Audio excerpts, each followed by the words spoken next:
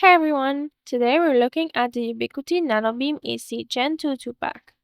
This kit is specifically designed for setting up a point-to-point wireless bridge, allowing you to share high-speed data between two locations. Inside the box, we've got the NanoBeam units, a quick start QR card, mounting hardware, and the PoE adapters with power cords. Looking closer, the PoE injector is what powers the internet dish through a single internet cable. The port on the left connects it to the nanobeam, and the right port goes to your router or switch. The dish itself features a built-in bubble level for perfect alignment and LED indicators on the side to monitor signal strength. Under the weather cover, you'll find the primary internet port on the left.